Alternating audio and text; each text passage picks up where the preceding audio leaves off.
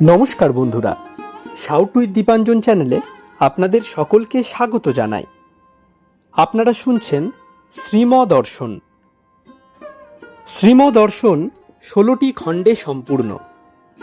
ভগবান শ্রীরামকৃষ্ণদেবের অপার অনুগ্রহে এই গ্রন্থের প্রথম ভাগের প্রথম সংস্করণ 1366 বঙ্গাব্দে ও ইংরেজির 1960 খ্রিস্টাব্দে প্রকাশিত হইয়াছিল। তদবধি ভক্তগণের চাহিদাতেই একের পর এক সংস্করণ প্রকাশ করা সম্ভব হইতেছে। শ্রীমদর্শনের মূল আবেদন, গৃহে বাস করিয়া কি প্রকারে দেবভাবে জীবনযাপন করা যায়, কিভাবে বেদ বর্ণিত উপায়ে সুখ দুঃখ সমভাবে গ্রহণ করিয়া সংসারে শান্তিতে বাস করা সম্ভব হয়। এই পুস্তকে আছে পরমহংসদেবের ও মায়ের কিছু নূতন কথা, আর স্বামীজি প্রমুখ অন্তরঙ্গ সন্তানদের কথা, আর আছে কথামৃতকার দ্বারা কথামৃতর ব্যাখ্যা এবং শ্রীরামকৃষ্ণ জীবনালোকে উপনিষদ, গীতা, ভাগবত, পুরাণ, বাইবেল আদি শাস্ত্রের আলোচনা।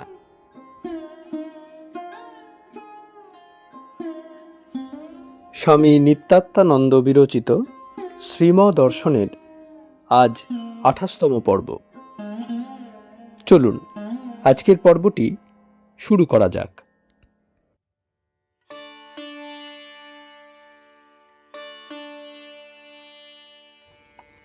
2. শ্রীম একটু চুপ করিয়া আছেন।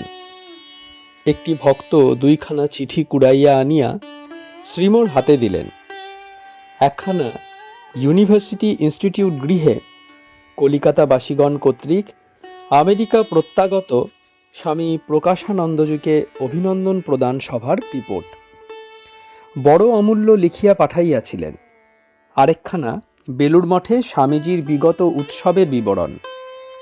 লেখক মোহন। শ্রীম জনৈক ভক্তের প্রতি। এখানা পড়ুন তো, ভক্তদের চিঠি পুরাণ। সকলে তো এর দাম জানে না, যত্ন করে রাখতে হয়। চেয়ে নিয়ে গেছিল পড়তে, ফেলে রেখে দিয়েছে। জানে না এ কি অমূল্য জিনিস। হ্যাঁ, পড়ুন। জগবন্ধু পড়িতেছেন আজ রবিবার, আগামীকাল 25শে পৌষ, ইংরেজি 9ই জানুয়ারি, কৃষ্ণা সপ্তমী তিথি। মঠে শ্রী শ্রী স্বামীজির জন্ম মহোৎসব হইবে। তাই স্কুল বাটির অর্থাৎ শ্রীমর বাসস্থান মর্টন স্কুলের ভক্তগণ অপরাহ্ন 6টার পূর্বেই শ্রী শ্রী রামকৃষ্ণ কথামৃত পাঠ করিয়া মঠে রওনা হইয়াছেন। প্রসঙ্গত বলে রাখা দরকার, শ্রীমর আদেশে কতকগুলি ভক্ত কিছুকাল ধরিয়া নিত্য প্রত্যুষে কলিকাতা হইতে বেলুড় মঠ দর্শন করিতে যাইতেন। শ্রীম তাহাদিগকে নিম্নলিখিত 4টি বিষয় পালন করতে শিক্ষা দিয়েছিলেন। 1. কায় মনোবাক্যে আশ্রম পীড়া করিব না। 2. চরণামৃত কিংবা প্রসাদ কণিকামাত্র গ্রহণ করিব, কিন্তু ভিক্ষার অন্ন উদর পূরণ করিয়া ভোজন করিব না। 3.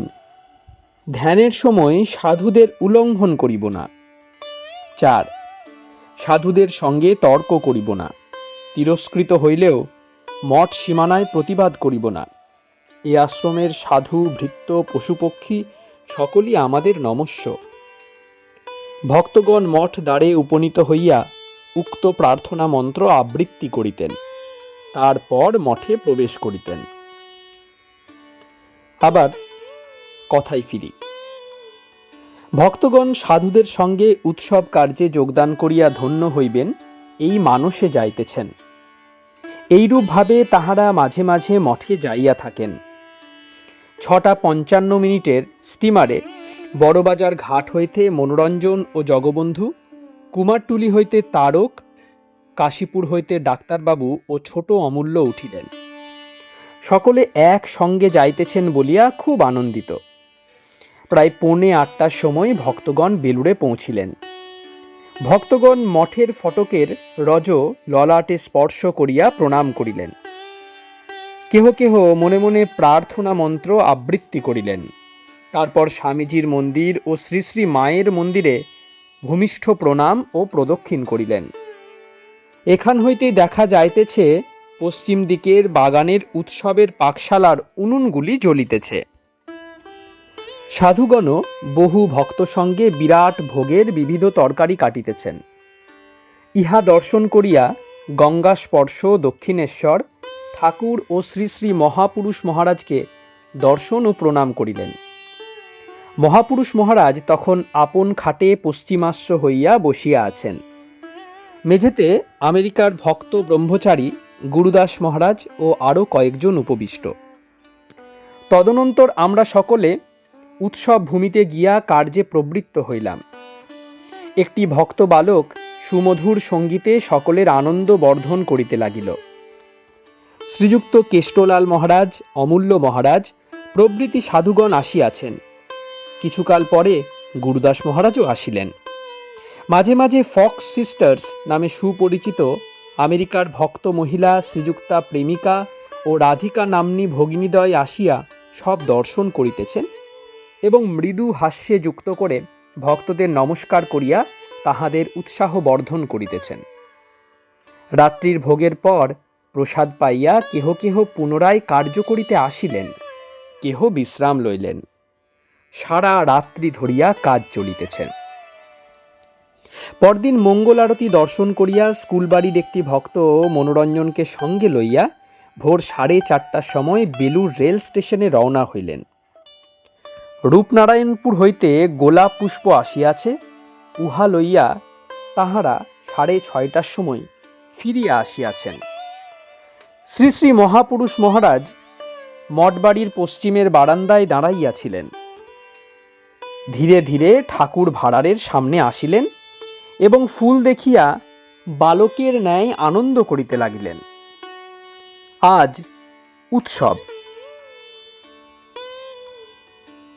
মঠের পশ্চিমের বারান্দায় শ্রী শ্রী স্বামীজির আসন করা হইয়াছে।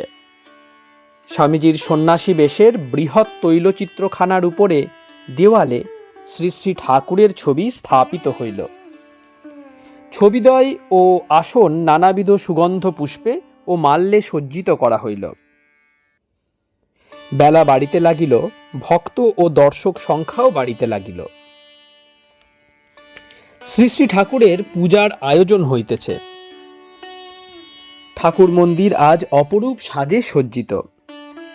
সুগন্ধ পুষ্পমাল্যে ঠাকুরের শ্রী অঙ্গ শোভিত হইল। উত্তম গোলাপ পুষ্প প্রচুর পরিমাণে ফুলদানিতে বেদিকার উপর ও নিম্নে ঠাকুরের উদ্দেশ্যে উৎসর্গীকৃত। তাহাতে বেদিকার অপূর্ব শোভা হইয়াছে। আজ পূজারী পরেশ মহারাজ, তিনি উত্তরাশ্ব হইয়া বসিয়াছেন। তাহার পূর্বে দক্ষিণ দিকের মধ্য দরজার পূর্বধারে জ্যোতিষ মহারাজ বিশেষ পূজায় রত। ব্রহ্মচারী অশেষ চৈতন্য তন্ত্রধারক, সকলেই উত্তরাশ্ব। পূর্ব বারান্দায়ও উত্তরাশ্ব হইয়া উত্তর প্রান্তে একজন সাধু চণ্ডী পাঠ করিতেছেন। ভক্তগণ পূজা দর্শন করিবার জন্য দলে দলে আসিতেছেন, কেহ বা যাইতেছেন, কেহ বসিয়া আছেন। দুই দিকের বারান্দায় লোকে লোকারণ্য। আজ আত্মারাম অর্থাৎ শ্রী শ্রী ঠাকুরের পবিত্র দেহাবশেষ পাত্র বাহিরে আসিয়াছেন। বহু উপাচারে উহাকে অভিষেক স্নান করাইয়া বহুবিধ সুগন্ধ দ্রব্য ও পুষ্পহারে সজ্জিত করা হইল।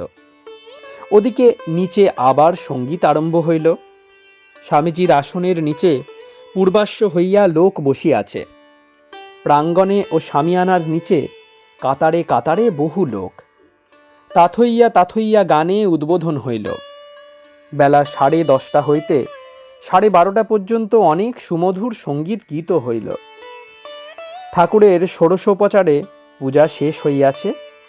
এখন ধ্যান ঘরে হোমের আয়োজন হইতেছে।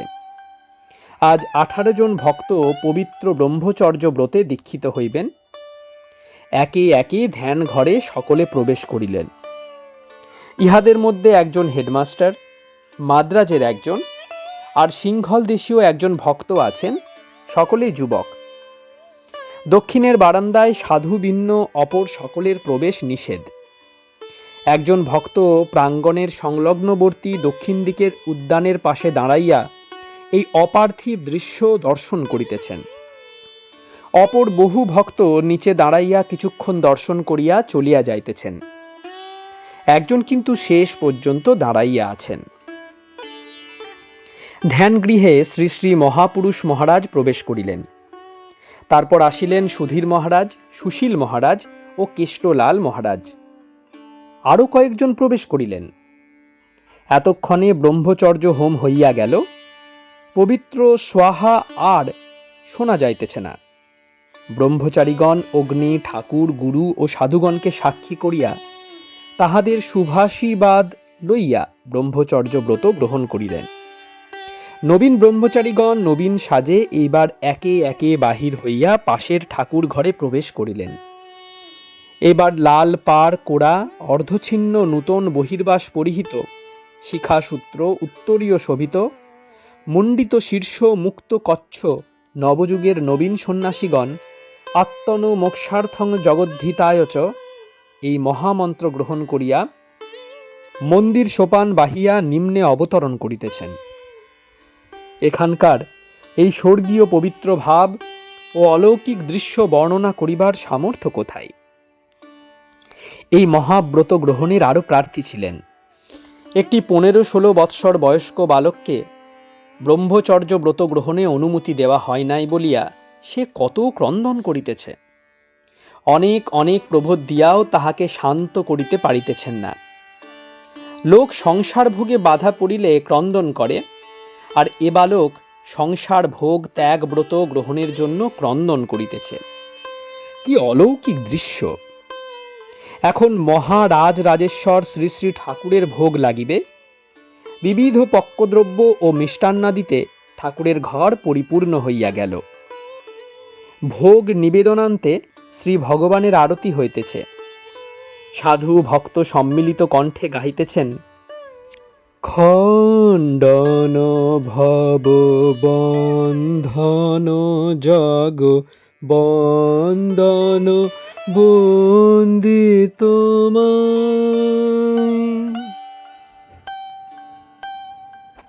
তাহার পর শ্রী শ্রী ঠাকুরের শ্রীপাদপদ্মে সকলে শরণ লইলেন স্তব গাহিয়া, তস্মাৎ ত্বমেব শরণম মম দীনবন্ধু। ভক্তগণ জগন্মাতাকে নারায়ণী স্তবে প্রণাম করিলেন। এবার জয়ধ্বনি, জয় শ্রী গুরু মহারাজ জি কি জয়, জয় মহামাই কি জয়, জয় স্বামীজি মহারাজ জি কি জয়, জয় গঙ্গা মাই কি জয়। ভক্তগণের সম্মিলিত কণ্ঠোচ্চারিত পবিত্র জয়ধ্বনিতে মঠ ভূমি পরিপূর্ণ হইল। ইহার সুমধুর প্রতিধ্বনি মঠ গাত্র প্রবাহিনী জাহ্নবী সহচর মৃদুমন্দ পবনের দ্বারা বাহিত হইয়া দিগ দিগন্তরে পরিব্যাপ্ত হইতে লাগিল। শ্রী শ্রী মায়ের মন্দিরে গোপাল মহারাজ ষোড়শোপচারে পূজা করিয়াছেন। এক্ষণে প্রসাদ বিতরণ হইবে। বাগানের পাকশালার পশ্চিম দিকস্থ বিস্তীর্ণ ভূমিখণ্ড পদ্মপুকুর পর্যন্ত পরিষ্কৃত করিয়া তদুপরি সুবৃহৎ পটমণ্ডপ নির্মিত হইয়াছে। সারি সারি লোক তাহার নিচে বসিয়া গিয়াছে। দক্ষিণে বৃহৎ চৌবাচ্চা ও বাঁশঝাড়, উত্তরে উৎসবের সময় ঢুকিবার বিরাট ফটক ও উদ্যান, পূর্বে পাকশালা আর পশ্চিমে পদ্মপুকুর। এই ভূমিতে পুরুষগণ প্রসাদ পাইতেছেন। এই ভূমিভাগের উত্তর দিকে ফল ও তরকারি বাগানে 2 স্থানে বসিয়া স্ত্রী লোকেরা প্রসাদ পাইতেছেন। সর্বশুদ্ধ প্রায় 4 সহস্র লোক প্রসাদ পাইয়াছেন। খিচুড়ি, আলুকপির ডালনা, চচ্চড়ি ও চাটনি, দই বুঁদে ও পায়েস পরম পরিতোষপূর্বক সকলে ভোজন করিলেন। স্ত্রীলোকেরা চারিবারে প্রায় 500 জন আহার করিয়াছেন।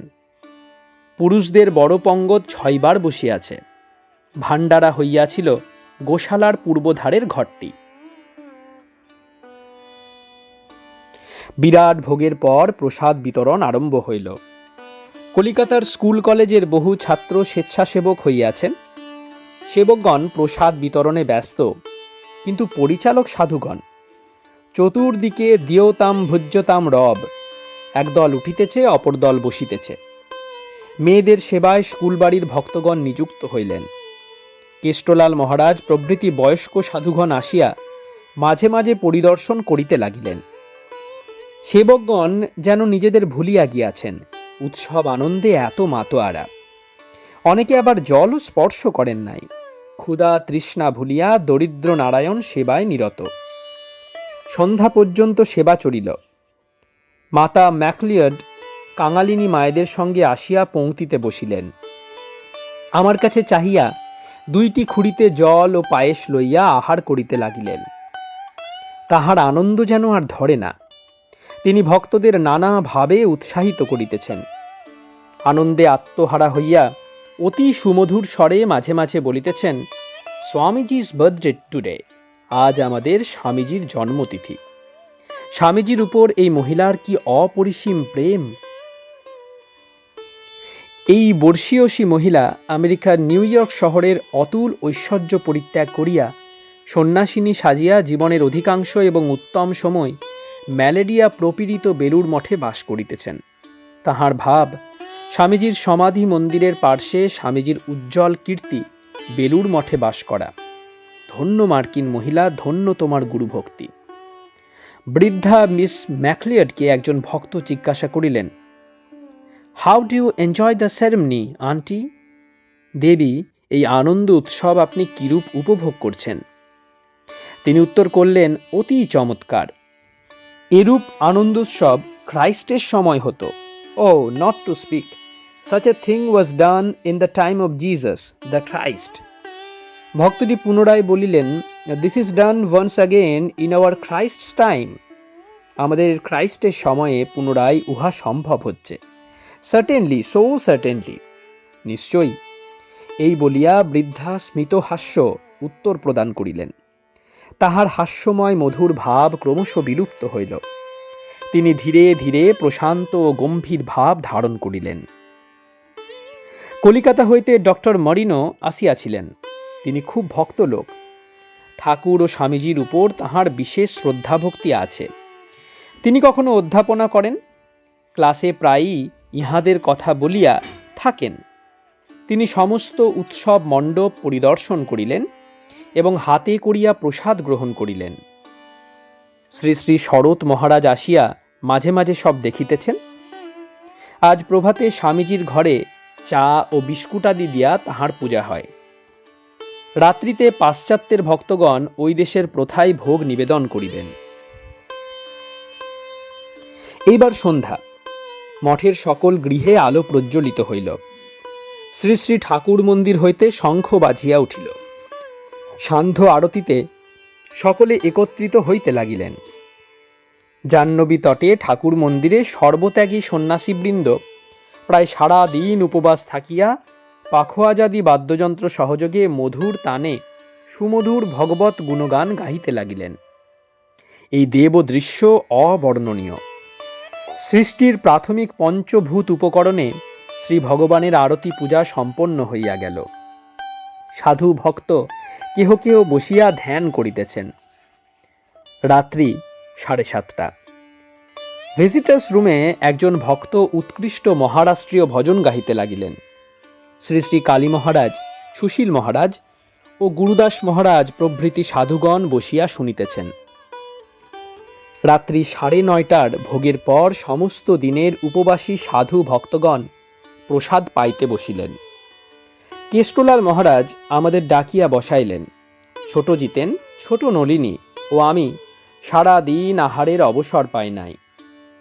রাত্রিতে কালী পূজার আয়োজন হইয়াছে। ছোট জিতেন একবার গিয়া দেখিয়া আসিলেন।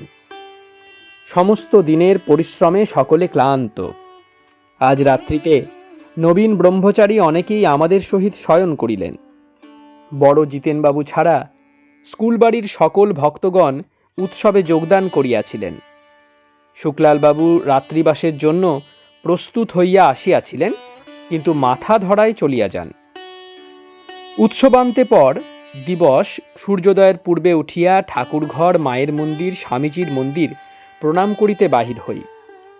মায়ের মন্দিরের সম্মুখের সিঁড়ির দক্ষিণ দিকে গঙ্গার দিকে মুখ করিয়া বৃদ্ধা মার্কিন ভক্ত শ্রীমতী প্রেমিকা ধ্যান করিতেছেন। ঠাকুর ঘরেও পূর্ব ও দক্ষিণ বারান্দায় বহু সাধু ব্রহ্মচারী ধ্যান করিতেছেন। শ্রী শ্রী মহাপুরুষ মহারাজ ঠাকুর মন্দির মধ্যে ধ্যানমগ্ন। আজ প্রথম স্টিমারে ডাক্তারবাবু মঠে আসিয়াছেন। গঙ্গা স্নান করিয়া 7:35 স্টিমারে আমরা কলিকাতায় ফিরিয়া আসিলাম। মঠে আজ কালী মহারাজ, হরিপ্রসন্ন মহারাজ ও মহাপুরুষ মহারাজ রহিয়াছেন। আসিবার সময় প্রণাম করিয়া তাহাদের নিকট বিদায় লইতেছি, তখন হরিপ্রসন্ন মহারাজ বলিলেন, বেশ করেছ, বেশ করেছ। এই যে দিবারাত্র সেবা করছ, নিজে না খেয়ে অপরকে খাইয়েছ, এই হলো কাজ, এটাই চাই, এটাই ঠিক পথ। পাঠ শেষ হইল। শ্রীম নিবিষ্ট চিত্তে এতক্ষণ শুনিতেছিলেন, এবার কথা কহিতে লাগিলেন। শ্রীম ভক্তদের প্রতি। আহা, কি বিবরণ! যেন সব জীবন্ত হয়ে উঠেছে। আর কি পবিত্র দেব দৃশ্য! It is a sight for the gods to see. কি আশ্চর্য সংবাদ! কতগুলি মানুষ ঈশ্বরের জন্য সর্বস্ব ত্যাগ করে ব্রহ্মচর্য গ্রহণ করেছে। যদিচ্ছন্ত ব্রহ্মচর্যম চরন্তি। প্রায় সকলেই সংসার চায়, কিন্তু কতকগুলি কেবল ঈশ্বরকে চায়, তারা বুঝি চাতক। আর দেখো কি আকর্ষণ! ঠাকুর বলেছিলেন কি না, ঠিক ঠিক যারা ঈশ্বরকে চায় তাদের এখানে আসতে হবে। তাই ভাবি, কোথায় দেশ আর কোথায় এসেছেন, কোথায় আমেরিকা আর কোথায় বেলুড়। মিস ম্যাকলিয়ার্ড, গুরুদাস এরা এদেশের লোক হয়ে গেছেন, আর ফক্স সিস্টাররা মঠে গঙ্গা তীরে মন্দিরে বসে এরা ধ্যান করছেন। কি দৃশ্য! তাই তো বলি, ভক্তের চিঠি সব পুরাণ। পুরাণে তবুও প্রাচীন যুগের কথা আছে। আর এ মনে করো একেবারে টাটকা সন্দেশ। এই সেদিন চলে গেছেন অবতার, তাঁর লীলা কথা আবার কেমন সুস্পষ্ট বর্ণিত। গেলে দেখা যায় এখনো এসব শুধু বিবরণ নয়, পুরাণে কেবল বিবরণ আছে। এই বর্তমান লীলায় স্থান, কাল ও পাত্র প্রায় সবই চোখের সামনে। পুরাণ পড়েও এমন উদ্দীপন হয় না, এ চিঠি পড়ে যেমন হয়। শ্রীম স্নান করিতে গেলেন। 3 মিহিজাম আশ্রম। ঠাকুর ঘরে শ্রীম বসিয়া আছেন। জগবন্ধু, ছোট অমূল্য প্রভৃতিও রহিয়াছেন। পূজার পর ভক্ত সঙ্গে শ্রীম কিছুকাল ধ্যান করিতেছেন। ধ্যানান্তে কঠ উপনিষদ পাঠ করিতেছেন। এখন বেলা 9:30। মাঠের পর ব্যাখ্যা চলিতেছে। শ্রীম নচিকেতা প্রশ্ন করলেন, মৃত্যুর পর কেহ বলে আত্মা থাকে, কেহ বলে থাকে না। এ বিষয়ে আমার সংশয় উপস্থিত হয়েছে। আপনি কৃপা করে আমায় এই আত্মতত্ত্ব শিক্ষা দিন। উত্তম অধিকারী না হলে, ব্যাকুল না হলে বলেও কোনো লাভ নাই। তাই যম পরীক্ষার জন্য বললেন, বাছা, দেবতাদেরও এ বিষয় যথেষ্ট সন্দেহ আছে। আত্মতত্ত্ব বড়ই সূক্ষ্ম বিষয়। তুমি অন্য বর চাও, আত্মার কথা ছেড়ে দাও। তারপর যম বললেন, শতবর্ষ পরমায়ু চাও, পুত্র পৌত্র চাও, তোমায় দিচ্ছি। হস্তি অশ্ব চাও, কিংবা অন্য পশু ও স্বর্ণাদি ধন চাও, দিচ্ছি। সুবৃহৎ রাজ্য চাও, তাও পাবে। তোমায় ইচ্ছা মৃত্যু দিচ্ছি, যা চাইবে তাই দেব। এই গাড়ি, ঘোড়া, সুন্দরী স্ত্রী সব পাবে। স্বর্ণপুরী তৈরি করে দিচ্ছি, অথবা পৃথিবীতে যা দুর্লভ বলে মনে হয় সেসব চাইলেও পাবে। কিন্তু লক্ষ্মীটি আমার, এ বরটি চেও না। আত্মার কথা ছেড়ে দাও। মরণং মানু প্রাক্ষী। নচিকেতা ব্যাকুল, যেন চাতক, অন্য বর চাইলে না। 7 সমুদ্র 13 নদী সব জলে ভরপুর, কিন্তু চাতক এ জল ছোঁবে না, বৃষ্টির জল চায়। নৈকস্য কুলীন, এসব চেয়েও দেখলে না। অলি তার পদ্ম মধু চায়। তাই অতি বিনীতভাবে নচিকেতা বললেন, প্রভু, রাজ্য, বিত্ত, জীবন এসব দুদিনের জন্য, এ চেয়ে কি লাভ? আপনার যখন কৃপা লাভ করেছি তখন এসবের অভাব হবে না। আমি আত্মতত্ত্ব ছাড়া অন্য কিছু চাই না। চাইতুম যদি আপনি সম্মুখে না থাকতেন, কিন্তু আপনি সম্মুখে দণ্ডায়মান। দুদিনের জন্য এসব ভোগ করে কি লাভ? কৃপা করে আমায় আত্মতত্ত্ব উপদেশ করুন। শ্রীম: নচিকেতা কিছুই নেবে না। বরস্তু মে বরণীয় স এব। তাই যমের খুব আহ্লাদ হল। গুরু অমন শিষ্যকে চান, অমন শিষ্যকে সব প্রদান করেন। ভক্তদের প্রতি ভোগ প্রত্যাখ্যানের এই শ্লোক 3টি কণ্ঠস্থ রাখা উচিত। তারপর উপযুক্ত লোক জেনে আত্মতত্ত্ব শিক্ষা দিলেন। যম সে কথাই বললেন। শ্রীম বলছেন, আত্মার জন্মও নাই, মরণও নাই। আত্মা নিত্য ও শাশ্বত। শরীর নাশ হলেও আত্মা বিদ্যমান থাকেন চিরকাল। নচিকেতা বললেন, আজ্ঞে আত্মার স্বরূপ জানবার উপায় কি? যম উত্তর করলেন, তাঁর কৃপাতেই কেবল তাঁকে জানা যায়। ব্যাকুল হয়ে তাঁকে চাইলে তিনি দেখা দেন। তাঁর কৃপা চাই, চেষ্টা করো, জানতে পারবে। আর দেখো, প্রবচন, মেধা কিংবা পাণ্ডিত্য দ্বারা তাঁকে লাভ করা অসম্ভব। তার কৃপা চাই। অতএব তুমি আত্মারই শরণ লও। যমে বৈশ্য বৃণুতে তেন লভ্য। শ্রীম: ঠাকুর বলতেন, নির্জনে গোপনে ব্যাকুল হয়ে কেঁদে কেঁদে বলো। আন্তরিক হলে তিনি অবশ্য দেখা দেবেন। যেমন ছেলে কাঁদছে, চুষি ছুঁড়ে ফেলে দিয়েছে, কিছুতেই শান্ত হচ্ছে না। মা তখন এসে কোলে তুলে নেয়, সব কাজ ফেলে রেখে দিয়ে। এও ঠিক তেমনই।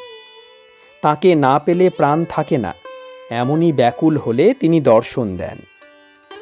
শ্রীম ভক্তদের প্রতি একটা কথা মনে পড়ে গেল। Journal of the Asiatic Society of Bengal এ বের হয়েছিল একটি গল্প। ডাক্তার রাজেন্দ্রলাল মিত্র লিখেছিলেন। ইনি প্রত্নতত্ত্বের গবেষণা করতেন কিনা। মেক্সিকো পূর্বে সিভিলাইজ দেশ ছিল। ইউরোপের লোকেরা ওই দেশ জয় করে লোকেদের বন্দি করত। তারপর 1 মাস পর তাদের হত্যা করা হতো। এই 1 মাস কাল বন্দিকে খুব বড় লোকের মতো রাখা হতো। সুন্দর বাড়িঘর, পোশাক পরিচ্ছদ সব সুন্দর। বিবিধ উপাদেয় আহার আর সুন্দর যুবতী স্ত্রীগণের পরিচর্যা, এসবের মধ্যে বন্দিগণ বাস করত। যুবতীরা গায়ে হাত বুলুচ্ছে, কত আদর করে বলছে, এটা খাও ওটা খাও, কিন্তু খেতে পারছে না, ভালো পোশাকও পরতে পারছে না। কোনো দিকে মন নাই, কিছু ভালো লাগছে না। কেন? না, তার যে মৃত্যু চিন্তা রয়েছে সর্বদা। 1 মাস পরে মৃত্যু হবে। সে আবার কেমন বিভৎস ব্যাপার। বন্দিকে একটা পাথরের উপর শুইয়ে রেখে আগে হৃদয়টা কেটে বের করে নেবে। এটা থালায় রেখে দেবতার উদ্দেশ্যে নিবেদন করা হবে। তারপর সমস্ত শরীরটা কেটে টুকরো টুকরো করে তার ঝোল হবে। অসংখ্য লোক চারিদিকে দাঁড়িয়ে রয়েছে, তারা সব এ থেকে একটু একটু করে প্রসাদ পাবে। এমনতর ব্যাপার। মৃত্যু সম্মুখে রয়েছে বলে বন্দি কিছুই গ্রহণ করতে পারছে না। এটি নচিকেতার সুন্দর ইলাস্ট্রেশন, উপমা। যারা ঈশ্বর চিন্তা করে, জীবন মৃত্যু এসব কথা ভাবে, তাদের পক্ষে এই গল্পটি একটি অমূল্য দৃষ্টান্ত।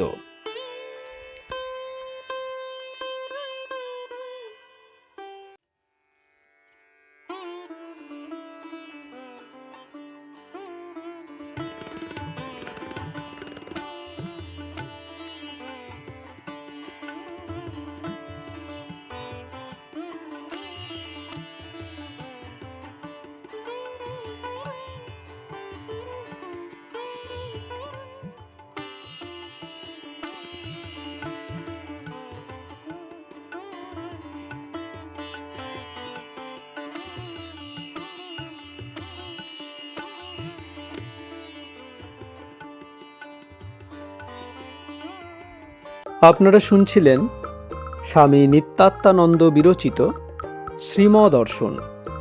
আজ 28তম পর্বটি আপনাদের কাছে পরিবেশন করলাম। আমাদের ভিডিওগুলি কেমন লাগছে আমাদের জানান। কোনো সাজেশন থাকলে তাও অবশ্যই জানাতে পারেন। আপনার পরিবার পরিজন ও বন্ধু বান্ধবের মধ্যে ভিডিওগুলি শেয়ার করে দেবেন।